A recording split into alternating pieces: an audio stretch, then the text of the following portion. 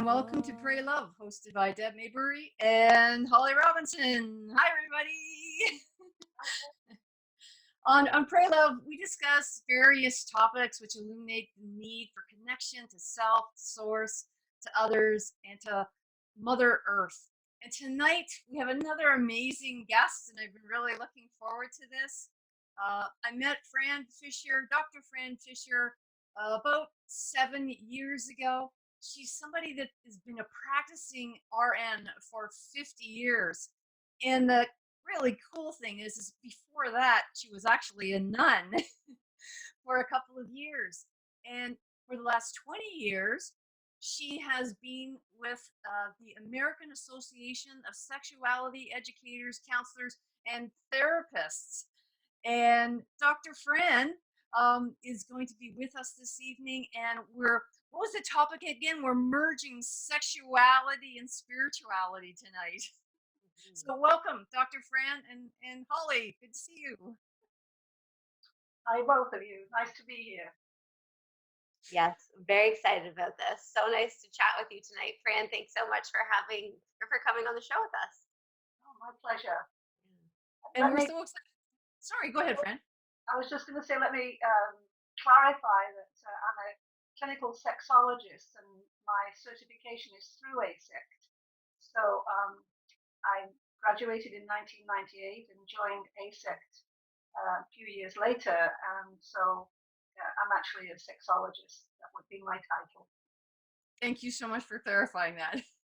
Appreciate it. So the first question that I'd like to just to get going is, you were a nun and then an RN and then, in this new role. And how does one go from, a little girl to becoming a nun and then going on and becoming an RN and a sexologist?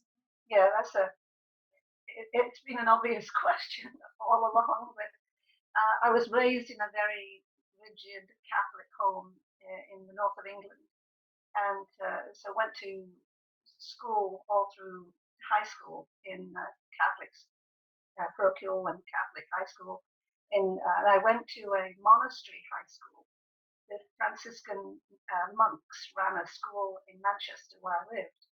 And at 15 years old, the nuns from that order, the Franciscan minoresses, came to my school really to recruit the girls who were very quiet and manageable. And I was one of them. I was very cowed, I would say, and very religious.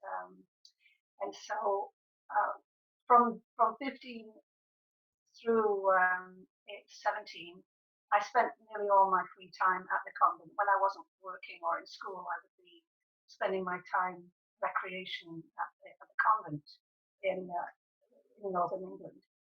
And then at 18, actually 17, when I graduated from high school, I started nursing and realized that I was not ready for that responsibility. And I managed to persuade the Mother Superior of that order to allow me to enter, even though their rule was to wait till I graduated from nursing school. I would only nurse for about three months or so, just out of introductory period. And I knew I couldn't do it. So in actual fact, it was an escape. I only realized that many, many years after, with reflection on how one evolves and realizes I was not ready for that. And so I wrote this amazing letter. I must be quite good at language, or I was in those days, because she allowed me to enter. And I stayed for just under 2 years before I realized that I did not have the kind of discipline and vocation that would allow me to live that kind of life. It was just not for me. And so I was glad I did it. They said, Francis, this is not a finishing school, but in actual fact, it was for me. So then how did you move from that into sexology eventually? I was looking at your website and I noticed you have 3 books up there, and I was very interested to see that one of them that was up there. What's it called? I wrote it down somewhere. In the name of God, why? Ex-Catholic nuns speak out about sexual repression, abuse, and ultimate liberation. Yeah, there it is. Can you talk a little bit about that book and what inspired that? I think it was your dissertation, you said somewhere that I was looking. It was. How did you I'll, move? I'll very quickly go back to kind of to bring the two lives together. I left the convent, and I left at 20, and I was married at 22. Because in those days, if you had sex, you better have a ring on your finger and a date in the calendar. And it didn't take me long to meet a very, very nice guy. And we were married 15 months later. But he happened to be a genius mind. And I find that, the more bright people are, the more they generally are inquisitive, or in all areas. And so he wasn't just a mathematician and a very, very bright guy. He was also very sexual. But I had been raised and really was totally naive on my wedding day, not a virgin, but certainly I could have easily been because it was like that. And we had a really good marriage, except for one thing. People argue about two things in relationships, either sex or money. And we never argued about money because I had been a Franciscan nun and they're the poorest of the poor. So money never really came into our dialogue in any kind of anger. But we never really came on an understanding about sexuality. And it was I always thought I had the upper hand because God was on my side. Who argues with God? And I knew I was right. That's hard to live with. And so when I was, we had two children. They were raised. My husband was atheist. I was a practicing Catholic until I was 49. And the children were raised in a home where they were taught to think, which I'm very grateful for. But I continued being a Catholic until at 45 I realized that maybe I should go and be educated about this topic called sexuality. And I don't believe in coincidences. We're on the same page, yeah. I was invited to go to a weekend workshop to the Institute for Advanced Study in Human Sexuality in San Francisco. And that weekend blew my mind. I was 43. I was 43 years young. And I say young because I was infantile in my mind. And I sat with my tweed skirts, my jumpers, thinking that I had two grown children. No one could tell me about sex. And I was boggle-eyed. And a lot of the people in the class with me were the same age as my children. And any exercise that was going on, I'd find the one person in the room that had grey hair, and I'd leap over people to get to that person because I'm saying, can you imagine they're asking us to talk about masturbation? Anyway, I stayed overnight. It was the first night in my life at 43 that I had spent a night on my own because I'd gone from school to nursing school briefly, into the convent, out of the convent, back to nursing, got married, either was home with my parents and then I had children. And here I am at 43, never in my life had spent a night on my own. I was in a hotel room on my own in San Francisco. I was utterly terrified. And the only thing that was going on through my mind was all this sexuality, visuals, stories. I'd never heard anything like it. So I went back the next morning and I came home to my little bubble and said, I will never go back there again. Never. And just like ignorant people that always blame the messenger, I said, they're a bunch of 1960s hippies making a science out of sex. How ridiculous. But I have to say, I was haunted by how little I knew and how awful I felt. And coming back to my kids, and I'm saying, what do you know? Don't tell me. But what do you know? Don't tell me. I was driving to pick them up from school and doing things, and I'm like, oh my God, I couldn't get it out of my head. And after a month, I realized ignorance is unforgivable. Once it's been opened, can't put that genie back. So I went back to, I said I'd never walk in that room again, never go back, but I had to. So I signed up for a master's degree, and I was looking for something. I'd been praying hard for 2 years. I could have killed God when I had to do that. I could. We were not friends for a long time. I never thought I'd have to study that topic I never spoke about, never used the word. And So, yet you specialize in it, correct? It's like what you most deny and you most try and stay away from becomes very much a very important thing in your life. So in the end, I stayed on. I did a PhD because I found it utterly fascinating. The human mind and spirit and energy, and it inculcates everything on our life, everything. And so I felt compelled to, and I couldn't stop. I loved it. And in the end, I wanted to do my dissertation on hormones because by that time in my 50s, I was 50, coming up to.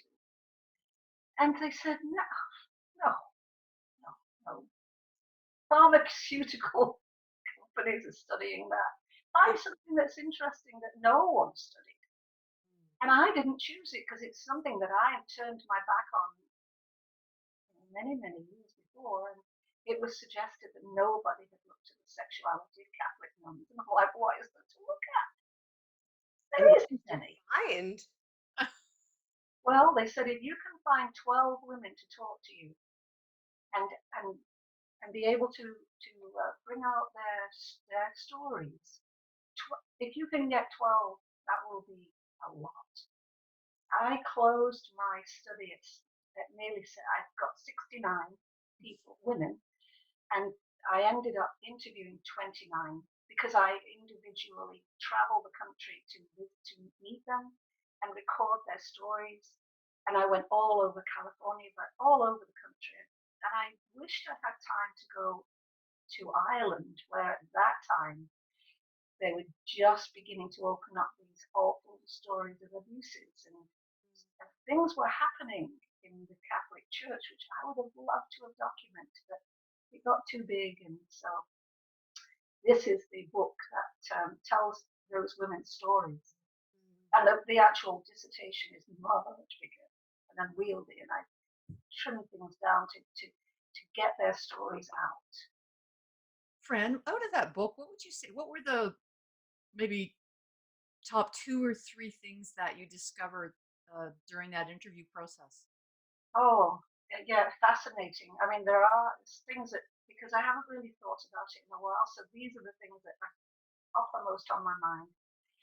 The importance of sexuality to these women who had, for many of them, hadn't been able to express anything in their lives until they're 50 years of age. And how it never became a tedious, boring topic. And they all, every one of them, were happy to have an opportunity to discuss it. That shocked me. One absolute commonality was that nobody liked the word masturbation. After about 2 or 3 conversations, I stopped using the word, and they were more comfortable with self-pleasure.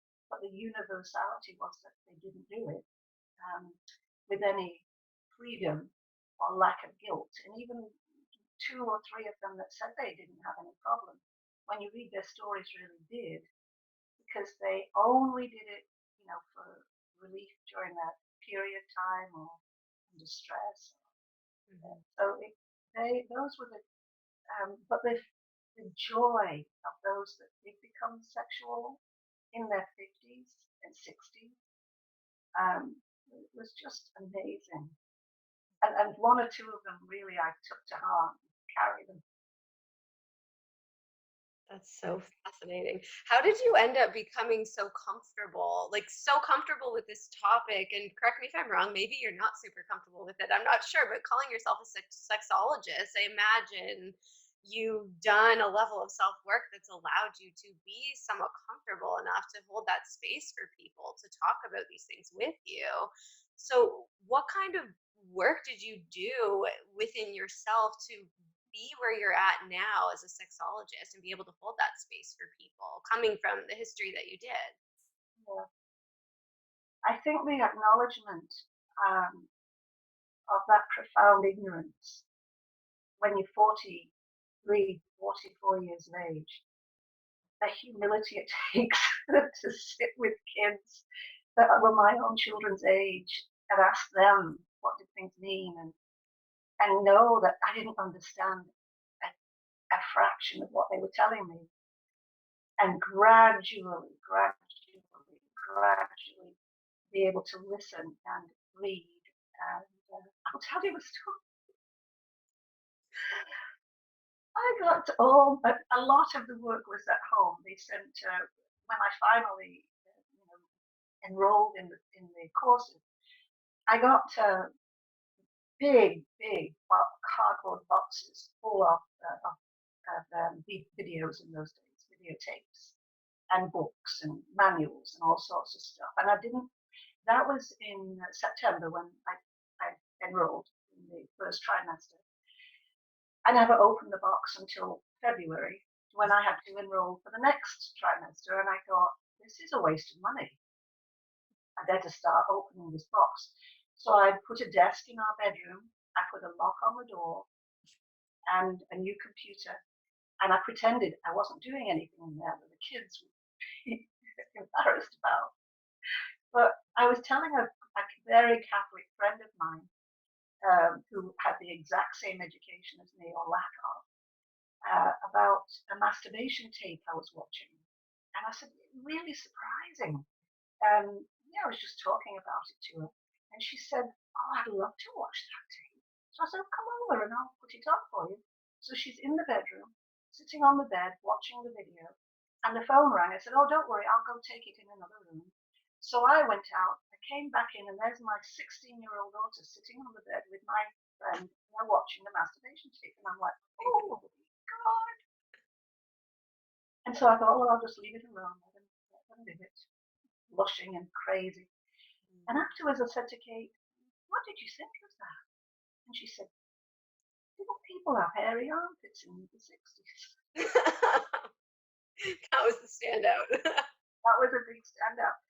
But to answer your question, the way I became more comfortable was in situations like that I confronted. I didn't keep hiding. And eventually, I looked, when those boxes came, I was opening them, and I still was working at the hospital as an operating room nurse. And one of the doctors, it was about 18 months into the first course, that I actually started to tell people what I was studying. And one of the anesthesiologists said, oh, are you going to be a surrogate? I'm like, a surrogate? I was so offended because, of course, surrogates are sexual. And he would have thought, I mean, they're actively sexual. You work with them to work with people who are having difficulty in making love and having intimate connection with people. And I was totally offended. I wouldn't be today. It's because my respect for the topic and respect for human nature. I've worked with surrogates and I have total respect. So it's just literally time and education that has, and the respect of people that trust me to talk to me about this topic. I think is holy. I think Deb and I both agree with that. We always call therapy holding sacred space, and Deb, I'm sure you can attest to that as well. It totally is holy. I completely agree with that. And we may use different words on that, but the energy behind it is the absolute same. Thank you so much for sharing that. Deb, do you have a question or jump in? Yeah, just a comment on that, Fran, and it's so interesting because in the area that I specialize in, with the bulk of my clients have all been sexually violated, And when you mention shame, the shame that is attached to the topic of sexuality, it doesn't even make sense because that is something that we're born with. That's a gift. It's a beautiful gift to have that expression. And yet, why is it? Is this through religion? What is it that you think is the dominant aspect of keeping sexuality underground for so long, and still it still punishes people with shame? People that haven't been violated, they've just grown up a certain way, and body image comes into play. What is it that really limits or sort of impedes people's sexuality? Well, I think the shame connection, even people that have not been molested or abused in any way, are still molested and abused in their minds because, well, I can only speak, no, I can't. Any righteous religion that condemns the body, that we come into the world as tainted and sinful, simply because we are sexual beings, sexual bodies, and that for the Catholic religion, the body is shameful. You cover it, you don't touch it. Any kind of physical, personal pleasure is condemned. Masturbation is still a mortal sin within the Catholic Church. That attachment of pleasure to the body is verboten, and the way they do it is by shaming, and to help people to recover from the shame of simply being born woman. And I have a quote in here from one of the women who said when she came home on holiday, when she was when she was, no, sorry, before she entered, a priest friend that they'd grown up with would come when he was in seminary, and as he got older, they stopped even ever being friends. And he told her that in the seminary that they were told that evil had a female face. To be so afraid of females, and I think that we have this in us from childhood. It's inculcated in us to be afraid of our own sexuality. That's what I certainly still can feel. Is this sense of shame around sexuality. And it's the forgiveness of ourselves for that, to be able to embrace our own sexuality. That I think is one of the greatest gifts that you can allow, if you can help somebody grow through it and be able to appreciate the freedom of it. And that is one of the things that I really do believe that this the women's stories help to allow the conversation, and they're so open and honest about how they were raised to be afraid, and within the convent it was totally, completely squashed out of them, and then how gradually when they were able to, they have a wonderful life. Most of them. There were stories that were heartbreaking that they still suffer. But the majority, I would say, is an optimistic look of recovery. Because that's what I say is an ultimate liberation is what we were looking for. Is the ultimate sense of ownership of your own sexuality. And interestingly, a lot of them never gave up their Catholicism.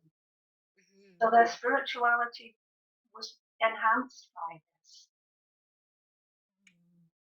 So how have you reconciled that issue you were confronted with about the Catholic Church and sexual abuse, and how did you reconcile that with your faith?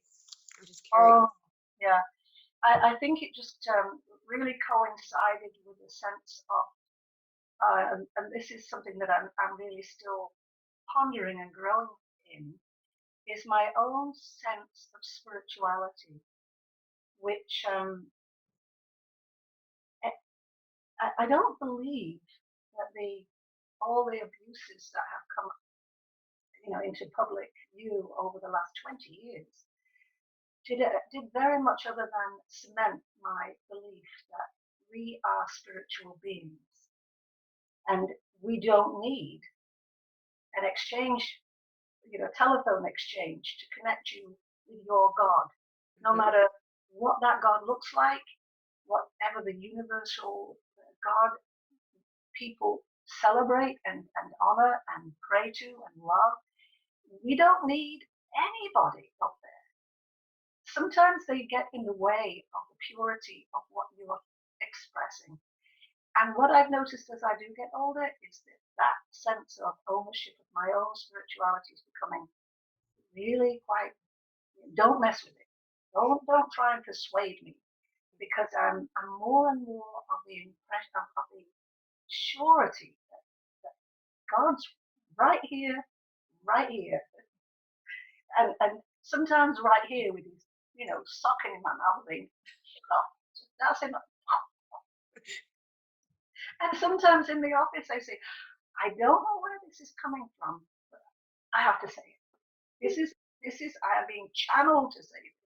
Now, that sounds arrogant, but it doesn't come in that way when I'm actually in the moment. It's like, I have to ask you this question, and I don't know where it's coming from. Mm-hmm. So I do believe that it's a deep connection to the spirit. Mm-hmm. I love that. This is just so reminiscent of the training that Deb and I did for psychotherapy. We learned intuition development as a part of it. And we often will do chakra work and work with the chakras. And one of our classes was about gifts of spirit, and it was the intuition development class. So it's fascinating that all these different roads can lead to that same truth, that like that God is, or whatever you call it, like I call it the universe or higher power, the great mystery, whatever, like, because sometimes God doesn't always work with people, and that's okay. I totally honor that, and if it does, I honor that as well. But to come to this knowing that God is within, or whatever you call that power, that is within us, because we're all coming from the same stardust. We're all literally fractals of a greater macrocosm, and we're just like a microcosm, a mirror of that. And so I do have a question about that, like how, okay, so I have this, I'm very attached, perhaps is maybe not the right word, but I'll go with that, attached to this idea that our relationship with others is simply a mirror of our own inner relationship between like me and me. The relationships in my life are a mirror of the relationship with me and me, and your relationships in your life are a mirror are a mirror to the relationship with you and you. And so what do you think of that idea? And if you're on board with that idea, how does that relate to sex? Oh, that's a really deep good question, Holly. A very deep question. Let me think about that for a moment, because I absolutely agree and comprehend the depth of that question. I think that we as human beings, if we are fortunate, are lifelong learners. And to get to that stage, you're a young woman, and I totally applaud the depth of that question, because it shows such insight into the complexity of humanity and the permission to acknowledge and own your own sexuality. Not many women do that. I don't think men do, except men are usually the ones who have not had the same restrictions on the development of their own sexuality. So they think they know themselves. But we won't talk about men, really. We talk about both men and women, right? Because it's owning our own sexuality. And I think that's a lifelong job. Because a lot of us who grow up in very restrictive homes and life, I consider myself exceptionally lucky at 43 to have been forced, actually, because I didn't want to divorce, to look at what my part in this relationship was. And I've never stopped learning about sexuality. And as life changes and your personal situation changes, we so often measure our sexuality against the person we're with, don't we? You evaluate yourself as a sexual person, either by the comfort you have in your own body, i.e. self-pleasure, or the quality, the type of sexuality you practice, from BDSM to vanilla hugging and kissing and nothing else. But to be able to look at it from the perspective of the deep personal connection to yourself first, I think I'm still really exploring.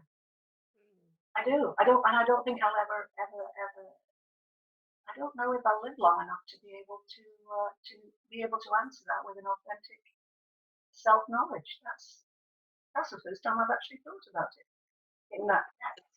Well, thank you for that response.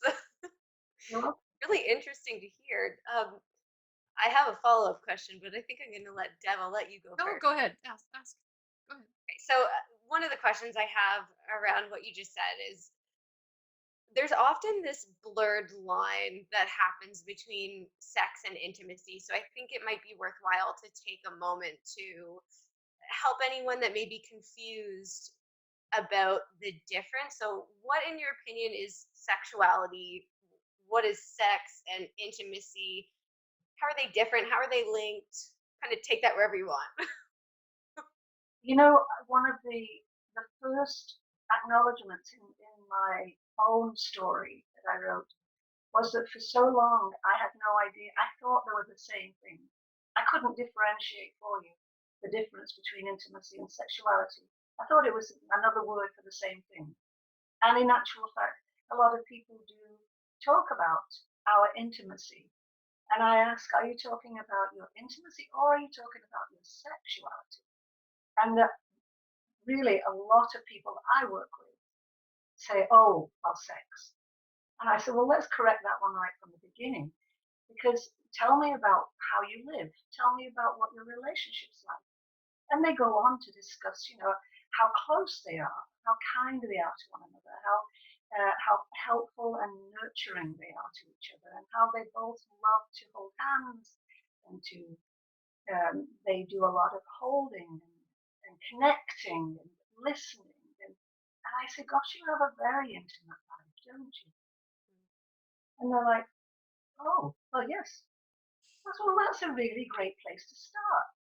So, but your active intercourse and active body to body bringing each other off is where you're having a difficulty.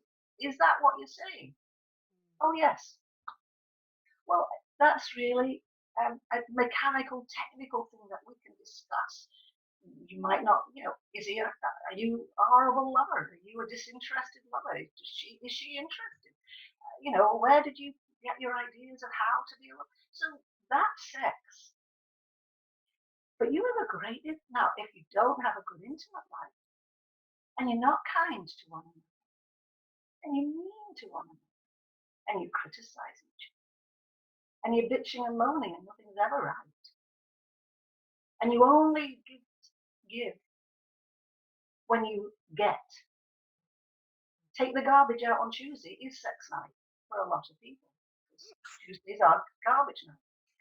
And so one of the guys I work with said, I call it garbage.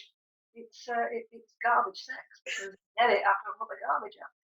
And so does that answer your question? Because what quality of sex are you going to have if you are criticizing somebody over the dinner table in front of your children?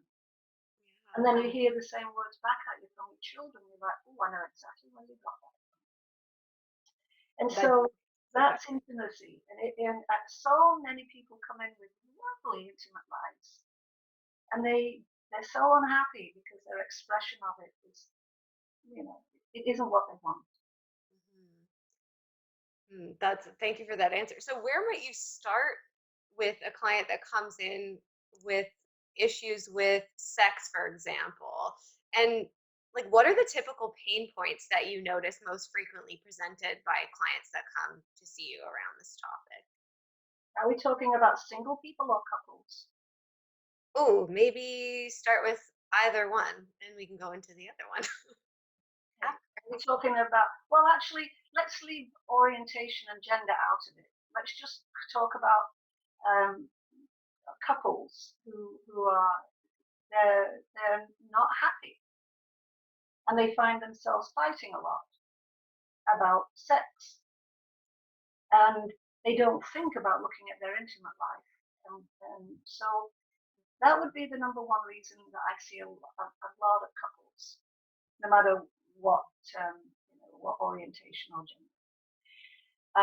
And single people will be they feeling responsible for it. Like my broken dolly, fix my broken dolly. So their husband or partner is going, you need to get fixed. If you got fixed, our relationship would be fine. You're broken.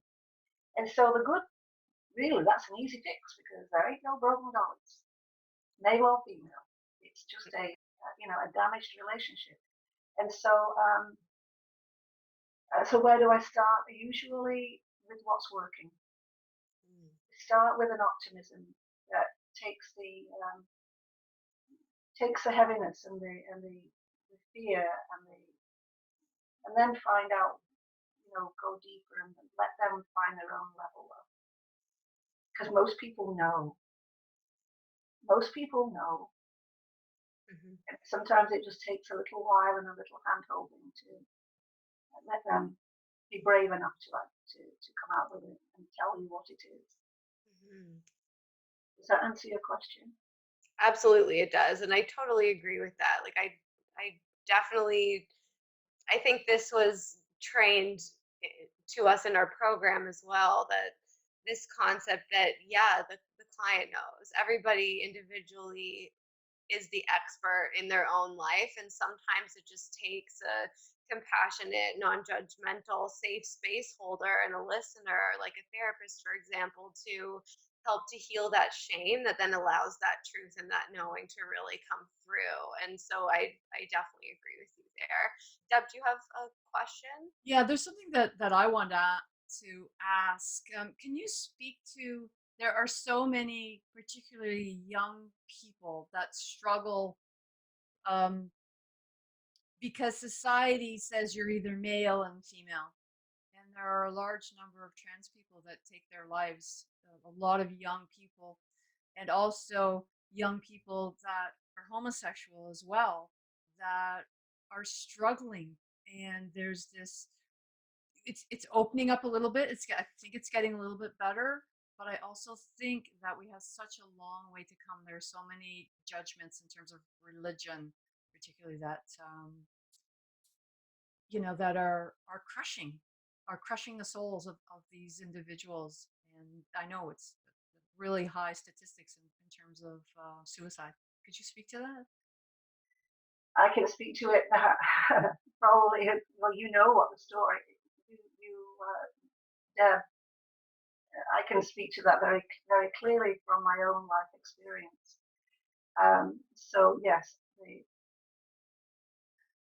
I think that our culture breeds fear of difference, and we in America are moving into the dark ages, as far as I'm concerned, fast of wanting everybody to stay in their lane, stay in their cage, and don't rock the boat because everybody is filled with fear. Something changes in their life, and I feel no matter what, you can't put that genie back in the bottle. That we've seen it, we've seen the pain, and lost so many people that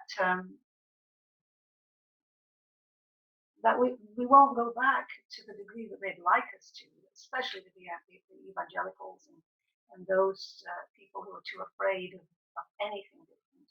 But my own son died. He committed suicide when he was 38, and he was which is totally ironic, isn't it? How could I not keep my own son alive when his history, his path was so troubled from a quite an early, well, I mean, not teenage, but in his 20s. But he never, he was a cowboy, and he was a cross-dresser, a trans. And I asked him, so if you were a girl, what would your name be? And he turned to me and he said, Amanda. I thought, that's Clever. pretty genius, actually. I like it. And so I from my heart wish we had, as a culture, could provide a safe net for these kids.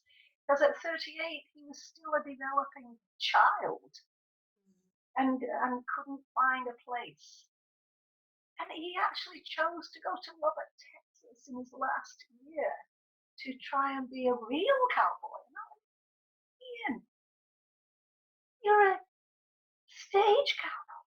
You're actually an actor, not a real cowboy. They'll eat you alive down there, so you better leave Amanda at home. Please leave Amanda with me. I'll look after her. And so he didn't take his stuff, guys. I said, see what they do to people in Texas. Like you. Don't do it. So he went down there. He insisted on going, and he came back to that. I'm really moved by that story. Thank you so much for sharing that really intimate. Thank you. I know we met right after that happened. We were both I going. went to the workshop. It was Satchan who we interviewed on Prayer. Because I needed help, and that was 7 years ago. Yeah. I know, and I wasn't making that connection when I was asking. Yeah. That. Okay, it's like woof. Thank you for being so vulnerable and sharing that, because this is the whole point. Is that people? If we don't share these things, how can we help? Exactly. If we stay above the fray and pretend. I actually do say to my clients, I have to tell you, I am not a therapist. I am not a psychotherapist. I'm not a psychologist. I'm a sexologist. And I'm so grateful because I don't have the background of thinking that I know how to help you. You have got to help me help you. So I don't have any of those tools in my box that say, oh, I'll pull out this thing to help you. I don't have those tools, so we can only work together, and it's hallowed ground that I'm walking on. It's That's so raw and empowering in the same way, to be able to sit across from a person and be like, we're on the same level, and I'm just going to support you, and you know what you need, and I'm going to be here for you and listen the best I can. I love that. I think that's the heart of therapy, regardless what you call yourself. It's just holding that sacred, that holy space for somebody to come to their own understanding. And so I'm so glad that you shared that story. Thank you so much, Fran. And I have a question around that, actually, so aptly timed. So my question is, like, I'm a parent, and I'm wondering, because I'm sure that there are other parents listening, how can we create conditions for our kids that are conducive to healthy intimacy and sexuality, knowing what you know about perhaps what really gets in the way of that? Like, how can we create these conditions for our children early on so that they have this healthy relationship with themselves and their sense of sexuality?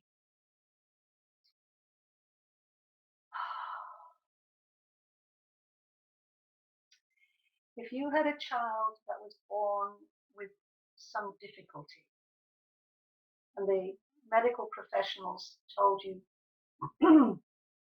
only you have the answers to how this child can be helped, take them home and nurture them. Give them whatever they need: food, exercise, reading, singing, stroking, massage, anything they need that will help them grow strong. Where would you get your information from? Myself, I suppose, in my relationship with my child. Yeah, that's a great answer. I love that. Everywhere.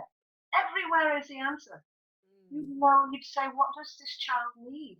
He's having difficulty speaking. I'll get a speech therapist.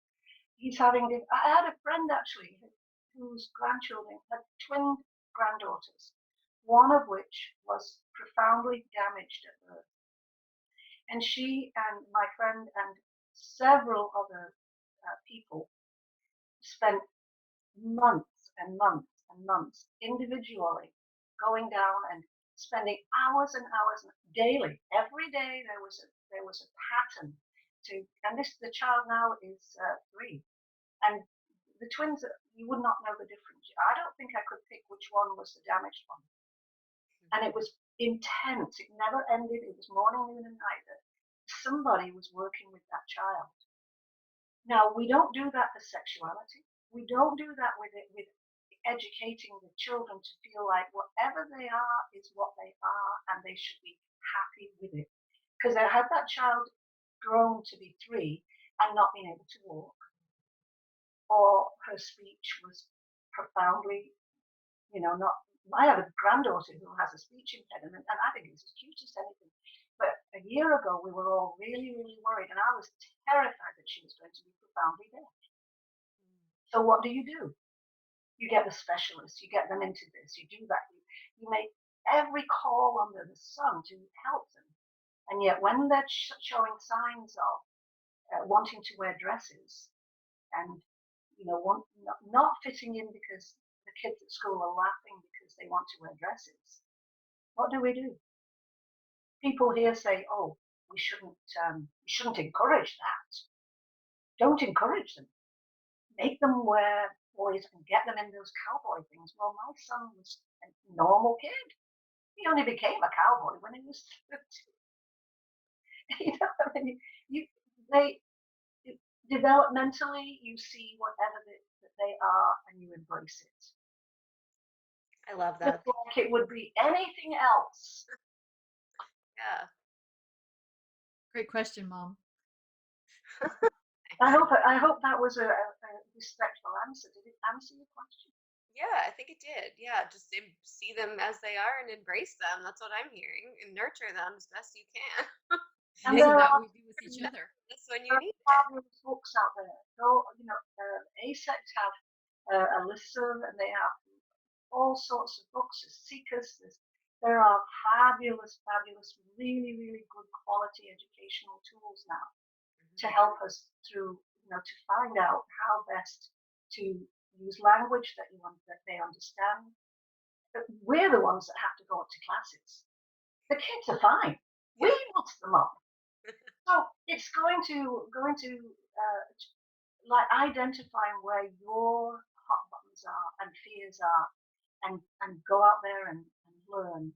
And then you'll come home like masturbation for my daughter. I'm like, oh my God, she's looking at masturbation and she's 16. My son was 19. He'd gone out of the house by then, so he never got what my daughter got. He never got to hear me going, oh my Lord, I'm so ignorant. He got to hear me thinking, I know everything. Ooh.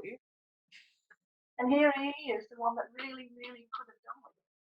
In the end, I said, I don't care if you run around Roseville with a tutu on. A pink tutu.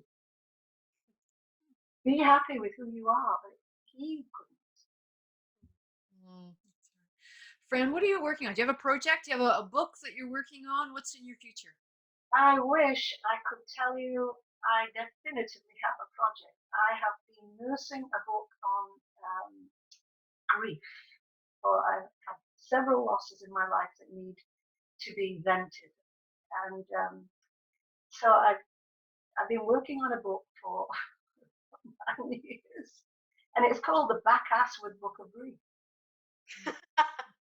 Have you heard? I mean, there's a saying here, ass backwards, right? Well, I figure my husband died of Alzheimer's after 11 years of suffering. And then 4 years later, I lost my son. And so I changed the title from something or other to The Back-Assward Book of Grief, because I figure when you've nursed somebody with Alzheimer's for that long, you've met yourself coming back on the road to grief, because you've seen them go through so many iterations of suffering and you suffer right along with them, and then your family suffers with them too, which I think had a lot to do with my son's demise. And so all of this is something that I'm rolling over that still needs to be written. I think when God gets involved, I might do it in a weekend, but I think I just have to do, there's more learning to do. I think that's what's happening. The universe is just saying, yeah, leave her alone for a while. She's still got some stewing to do. Well, you just came back. Where was it you were traveling to? Oh, Bangladesh. Yeah. I volunteer with a medical group. We do burns children, reconstruction for burn children. And so I just got ahead of the coronavirus coming back home. We were all afraid we wouldn't get back in because you know who might stop us coming in. Well, really glad you got back. That's awesome. You've done quite a bit of work, I think, abroad, haven't you? One of your books was about the Chinese sexual liberation. Oh yeah, that was that was an academic trip though. We went. There were 29 of us again. Isn't that funny? 29 in the book. 29 people on the bus. All sexuality workers in some manner, teachers and therapists, and a couple of sex workers were there too. And we were invited by the Chinese government to a conference, and we were talking to Chinese doctors and Taiwanese and some from Hong Kong, but still Chinese. And it was really, they were worried that they had a 46% divorce rate. And they were concerned that it could be the fact that sexuality, that women were getting divorced, and that's not good. They wanted to know how we could help them. And I said, we have 60% divorce rate, so I think maybe you could come to help us. We might have something to learn from you. So that was we decided, a friend of mine and I she came with me. We decided that these stories from all these people on the bus would make a really neat book. And so it's looking at the evolution of female sexuality in China. And it was an interesting book. It is an interesting book. I bet. That sounds incredible. Yeah. Very cool. I have a final question now that we're rolling up to 10 p.m. If someone were to only have time to hear like one or two things from you about sexology to improve intimacy, what would be the most important thing you definitely want to share with that person that would have like the most impact? Oh my gosh. I know, big ask. Like if there's a gun to your head, what would you say? Basically, though. Honestly, I really do sincerely believe this. That I think from no matter what your age, whether you're a very young person or you're 110, physical love and affection is an absolute necessity. Whether we're alone, whether we are partnered, makes no difference. If you keep your mind, because this is our biggest sex organ, our bodies can be paralyzed, and we can still enjoy sex because this is our biggest sex organ. And so that would be my message: is never, never, never, ever let your mouth say, "Oh, I'm too old for that." I wouldn't think like that. Never. Because people have said that to me. They've walked out of talks when the heart doctors have been talking to them about treatment for heart conditions, and they're wrapped in interest. And then I get up to talk to them about intimacy and sexuality in old age. And I've had a couple of people walk out and say, and I've said, "Oh, I'm so sorry. This isn't frightening, Oh, no. We're too old for that." And I'm like, "Oh, how sad. How sad. No, don't go. Probably the ones that need to be in that chair the most at that point. Well, I think as we get older, maybe it is more important to get a massage, to stroke yourself, to feel that you can comfort yourself. Mhm. And if you've got pain, I'm a nurse. I think that we can heal ourselves from an awful lot of disease if we can nurture our own selves and not dose it with Tylenol and heavier narcotics. Mhm. We just probably need a little love. Mhm. Yeah, we're right on the same page. Totally agree. Go ahead, Deb. It's it's so true. It's the basis of every interaction I have with a client. It comes down to that component of self love, self care, self expression, self honoring, and when you have that, then the attainment of other things is really secondary because if that is the starting point, then you can flourish. And when you have self loathing and low self worth and you're shut down sexually and all these things, then you're going to struggle. You're going to struggle. And what a gift that you just said. Just I always say, hey, take your right hand, put it on your left bicep, and opposite. And just what that actually activates in our body just by having that basic touch. Saying that, so many of us, myself included, are alone at this time, going through this COVID-19 experience. Oh, I was on my own for 18 years. I mean, with, while my husband was alive, I would have considered myself alone for a long time. And then he died, and I was on my own for many, many years. And I never felt lonely. And I think it's the work I do that helped me to not need a partner, not need a partner. Mm-hmm. And so a lot of us go looking for love externally when we can really soothe ourselves. So I know several people that have considered the COVID virus a blessing because they've had time, blessed time to think. My included, I'm one of them. I think I could be a Carmelite nun right now. I'm so happy. I don't care if I don't talk to people. I'm very happy. I'm beginning to find a place in myself that I've forgotten. And that's true for so many people with their spending time with their partners and their children, even though sometimes they probably want to throw them out the window. But I meant that in the nicest possible way. That be like, oh my God, when are they going back to school? But we're like that when they during the summer vacation. It's like, oh, it'll never end. But we really think this might never end. So we better get comfortable with ourselves because Exactly. Yeah. It's so true. That's a whole other topic, right? What's the distinction between being alone and feeling lonely? Yes. That's a whole topic in and of itself. oh, 100%. Yeah. All right, so we're about at the end here. So where can our listeners stay connected to you, Fran? You want to share your website with us? Oh, absolutely. It's www.improveintimacy.com. Amazing. All right, thank you so much, Fran, for being with us and sharing all of your wisdom and your stories with us and our listeners tonight. It was such a pleasure to have you on the show. It's been an absolute honor, a complete surprise. Never expected anything like this. Thank you so much, both of you. Thank you, Deb. It's been a pleasure. Oh, thank you so much. We were having a conversation 2 weeks ago that was 3 hours long, so it only made sense to have you come on and share your wisdom and insights on Pray Love. And I'm just so happy that we have reconnected and so appreciative that you came on Pray Love tonight.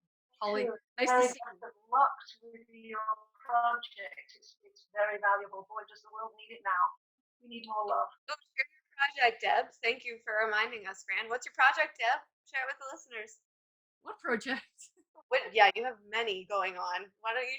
The latest project that comes out is still the Pray Love, and it really is taking an hour a day and writing in an elevated state, writing something that you're very passionate about and coming together collectively. So I'm setting that up right now. I've created a course, an online course for writing, but there are a million courses of how to write, but it's really coming together and really focusing on being in that elevated state, writing something that you're passionate about, and sharing that with a group. And keeping in mind the state of the world right now, because you know, both of you two, we've had this conversation in many ways. Our Earth, planet Earth, is actually getting a break right now, which is being quite So ironic, right? The virus is attacking people, and while the people are down and isolating, the Earth has been having this opportunity to come alive again. And we really need to think about that. And I think that the universe has planned this very carefully. The timing is so important to become aware and actively engaged in being a part of promoting a healthy planet and a healthy spiritual center. So thanks for asking, and that's what it is, starting up beginning of May. And I would Awesome. love it if you both joined. Holly, you have about 10 books in your journals. And I have so many books. I'm working on my website at the moment, and that's taking up all of my time other than taking care of my child. But when you put that on in a couple years, I'm diving into that 100%. I got plenty of books in me. exactly, and I'll keep you accountable. I will. I know you will, yeah. Fran, thanks again so much. It was so great to spend this time thank you with very you. much, Really ladies. appreciate it. Thank you No guys. problem. Great night. And thank you all for listening, whoever's listening right now. We really appreciate you joining us tonight as well. Thank you. Or Okay. tomorrow, whenever this airs. Yeah, exactly. Good night. Good night. Good night. Love.